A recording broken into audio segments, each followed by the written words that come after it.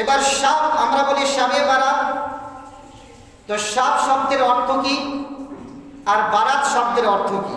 এখানে দুইটি ভাষাতে শাবে বারাত। শাব এই ভাষাটি হচ্ছে ফার্সি ভাষা। শাব ফার্সি ভাষা, যার অর্থ হলো, শাব শব্দের অর্থ হলো রাত, আর বারাত শব্দের অর্থ হলো মুক্তি পাওয়া বা নাজাত পাওয়া রাত। তাহলে শাবে বারাত শব্দের অর্থ হলো নাজাত প্রাপ্ত ওলি রাত, মানে মুক্তি পাওয়া রাত্রিটির নাম হলো শাবে বারাত। এই শাবে বারাত, এই শবে বারাতের রাত্রিতে আল্লাহ তাবারক ওয়া তাআলা নিজের অসংখ্য গুনাহগার পাপী তাপী নিজের বান্দা বান্দীকে আল্লাহ তাবারক ওয়া তাআলা ক্ষমা করে দেন।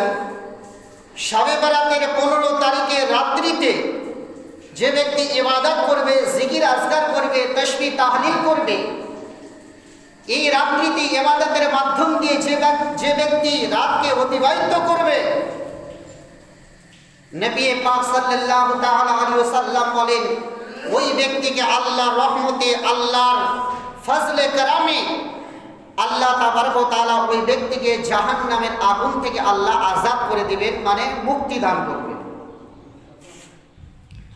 শাবান মাসের 15 তারিখে রাত্রিতে যে ব্যক্তি জাগরন্ত থেকে কোরআন তেলাওয়াত, জিকির আজকার, তাসবিহ তাহলিলের মাধ্যম দিয়ে রাতকে অতিবাহিত করলো, শাবান মাসের 15 তারিখের দিনে রোজা রাখলো, নবী পাক সাল্লাল্লাহু তাআলা আলাইহি ওয়াসাল্লাম বলেন, আল্লাহ তাবারক ওয়া তাআলার ওই বান্দা বান্দির জন্য যারা শাবান মাস পেয়ে শাবান মাসের মধ্যবর্তী রজনীতে ইবাদত, জিকির আজকার, কোরআন, তাসবিহ তাহলিল, নফল ইবাদতের মাধ্যম দিয়ে যারা সেই রাত্রিতে অতিবাহিত করবে আর দিনের বেলায় 15 তারিখে রোজা রাখবে, আল্লাহ তাবারক ওয়া তাআলার পয়গম্বর নবী পাক সাল্লাল্লাহু তাআলা আলাইহি ওয়াসাল্লাম বলেন, অসংখ্য বান্দা বান্দিকে আল্লাহ তাবারক ওয়া তাআলা নিজের গুনাহ খাতাকে আল্লাহ মাফ করে দেবেন। জোরে বলুন সুবহানাল্লাহ।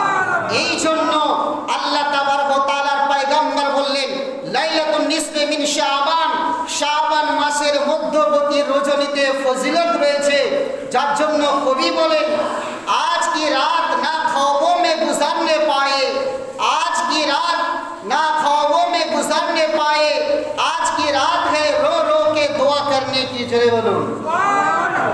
কবি বললেন, যখন শাবান মাসের মধ্যবর্তী রজনী আসবে, লাইলাতুন নিসফি মিন শাবান যখন তোমরা পাবে, তো তোমরা সেই রাত্রিতে খেলাধুলার মাধ্যম দিয়ে, তোমরা উপহাস ঠাট্টার মাধ্যম দিয়ে তোমরা সেই রাতকে তোমরা অতিবাহিত করো না। নবী পাক সাল্লাল্লাহু আলাইহি ওয়াসাল্লাম বললেন, সেই যখন তোমরা লাইলাতুন নিসফি মিন শাবান, শাবান মাসের মধ্যবর্তী রজনী অর্থাৎ শবে বারাতের রাত্রি যখন তোমরা পাবে, সেই রাত্রিতে তোমরা কেঁদে কেঁদে নিজের অস্ত্রকে ফেলিয়ে আল্লাহর কাছে প্রার্থনা করো, আল্লাহর কাছে দোয়া করো, সেই রাত্রিতে নফল ইবাদত করো, তোমরা নিজের ভাগ্যের জন্য আল্লাহ তাবারক ওয়া তাআলার দরবারে দোয়া করো। যদি এই দোয়ার মাধ্যম দিয়ে, জিকির ও আজকারের মাধ্যম দিয়ে, তাসবিহ তাহলিলের মাধ্যম দিয়ে তোমরা যদি ওই রাতকে অতিবাহিত করতে পারো, আল্লাহ তাবারক ওয়া তাআলা তোমার জীবনের গুনাহকে আল্লাহ ক্ষমা করে দেবে।